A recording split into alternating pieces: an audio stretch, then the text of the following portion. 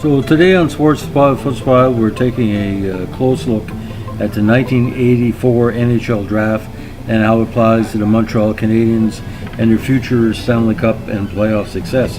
Now, some people consider the 1984 entry draft as the greatest of all time for obvious reasons. The number one draft pick, Super Mario Lemieux, went on to some consider the best NHL career of all time. Now, that year with Kirk Muller, Olczyk, Iafrate, and Montreal's number 5 pick, Peter Svoboda, a very sturdy defenseman, it was a time where the best players are ready to go. In that top 10 as well had Craig Redmond, Shane Corson went number 8 later on in the draft, Stéphane Richer, that sniper with a heart of gold, became drafted in Montreal, and of course, deep in the third round, I think at mid-50s, Patrick Roy.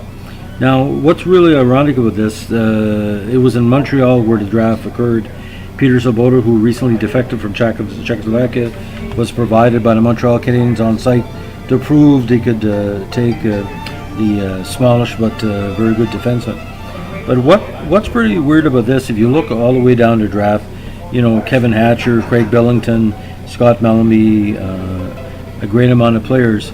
But imagine this: Patrick Roy was taken 51st in the draft, and in that third round, such luminaries as David McClay, Neil Davey, Tony Ducoulon, David Saunders, Graham Bonnar, Landis Chalk, Alan Perry, and other mediocre players were taken either shortly before or shortly after Patrick's appearance. A great start with the Granby Bisons, showed everybody what type of changes were going on in the Q League regarding goalies. But these 4 Montreal Canadiens were taken. They were destined to be not only Stanley Cup winners, but to re-solidify a Montreal Canadian team in 1984 was a mix of veterans and some young players, but they started the new youth movement for Montreal, which of course led to the 86 Cup, the 89 Stanley Cup appearance, the 93 Cup. Corson was a Chris Nolan type, solid two-way players. Although he didn't work out in his first time with Montreal, he did come back and allowed Montreal to be as rugged as the day is long.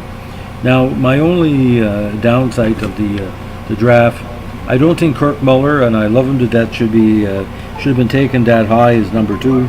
There was many other role players that may have gone higher. I think his value there was overvalued actually in that draft, because I look at Kevin Hatcher and I look at Gary Roberts. They definitely should have been higher, but it depends on scouting. And what's really interesting here is one of the few times in NHL history at the time that Americans were taken number 3 and number 4 in the draft, Olczyk and Iafrate. And actually there was a number of Americans that were taken in the first round. But, it was just, if you took all the top players that were drafted here, many Hall of Famers, many role players, even in the 5th or 6th round, you had some real good quality players that, playing 3rd and 4th line. You go later on, Kirk McLean was drafted.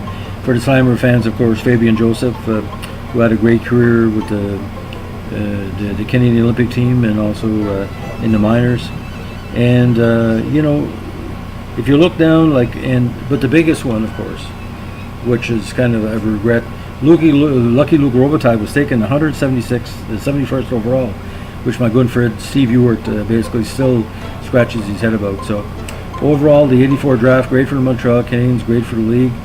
I think, having Mario number 1, everything else is gravy, and boys, we got some good put-in gravy when we got, I call it the Frozen Four, Corson, Richer, Patrick, and Peter Svoboda. And, if you have a chance, go on Wikipedia. There's a breakdown of the 84 draft.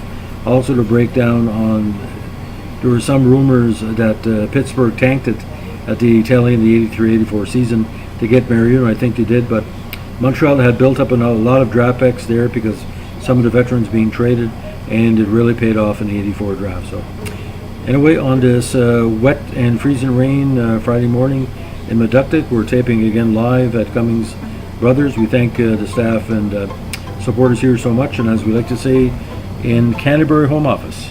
Keep your stick on the ice. Bye.